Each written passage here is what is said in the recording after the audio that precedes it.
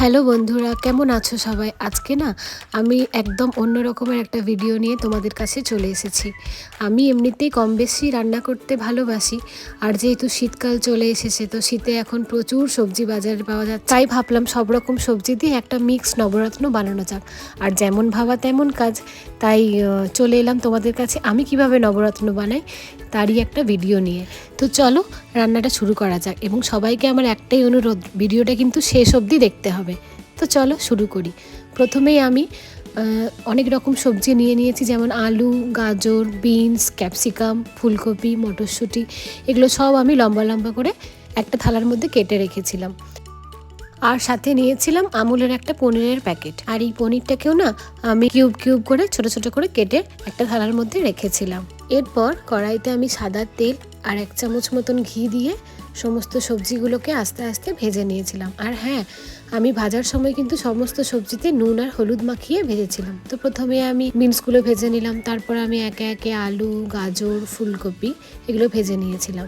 আর পনিরটাকে না আমি একটু বাটার দিয়ে ভেজে জাস্ট একটু নেড়ে চেড়ে তুলে রেখেছিলাম। তারপর কড়াইতে আমি আবারও সাদা তেল দিলাম এবং একটু আদা বাটা, আর আমি একটা মিক্সির জারে একটা মতন টমেটো আর 2টো কাঁচা লঙ্কা বেটে রেখেছিলাম। তো সেই মিশ্রণটা আমি ওই আদা বাটার সাথে দিয়ে দিলাম।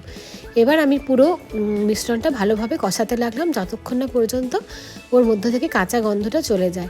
এরপর আমি আগে থেকে ভিজিয়ে রাখা 10-12টা মতন কাজু বাদাম, একটু চারমগজ আর 1 চামচ মতন পোস্ত মিক্সিতে ভালোভাবে পেস্ট করে নিয়েছি। এই পেস্টটা আমি ওই কড়াইতে ওই আদা আর টমেটো বাটার সাথে মিশিয়ে দিলাম, এবং সেখানে নুন আর চিনি পরিমাণ মতো দিলাম, এবং দিয়ে ভালোভাবে মশলাটা কষাতে শুরু করলাম যতক্ষণ না পর্যন্ত ওর থেকে ভালো গন্ধ বেরোয়। ততক্ষণ পর্যন্ত আমি ওই মশলাটা কষিয়ে গেলাম, এবং লাস্টে আমি একটু কাশ্মীরি রেড মির্চির গুঁড়ো ওই মশলাটাতে দিয়েছিলাম। এবার আমি আগে থেকে ভেজে রাখা ওই সবজিগুলো ওই মশলাটার মধ্যে দিয়ে ভালোভাবে এটাকে কষাতে শুরু করলাম। এবার আমি ওই আগে থেকে ছাড়িয়ে রাখা মটরশুঁটিটাও ওই কড়াইতে দিয়ে দিলাম এবং ভালোভাবে নাড়াতে শুরু করলাম। একটু জলও দিলাম যাতে সবজিগুলো ভালোভাবে সেদ্ধ হয়ে যায়। তারপরে আমি ওই আগে থেকে ভেজে রাখা পনিরটা কড়াইয়ে দিয়ে দিলাম, ভালো করে নাড়তে শুরু করলাম। এরপর আমি ওই সবজিটার মধ্যে একটা আমুলের ফ্রেশ ক্রিম ইউজ করলাম এবং ভালোভাবে ওটা সবজিটার মধ্যে মিশিয়ে নিলাম।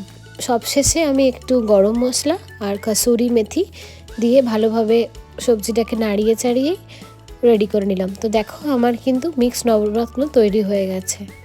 তো দেখো আমার রান্নাটা পুরোপুরি কমপ্লিট হয়ে গেছে। তারপর আমি কড়াই থেকে এটা একটা বোলের মধ্যে ঢেলে নিলাম। তো তোমরাও চাইলে আমার এই রেসিপিটা ট্রাই করতে পারো। শীতকাল তো খাওয়ারই সময়, তাই শীতকালে এরকম রান্নাবান্না করে তোমরা তোমাদের প্রিয়জনদের সাথে শেয়ার করতেই পারো।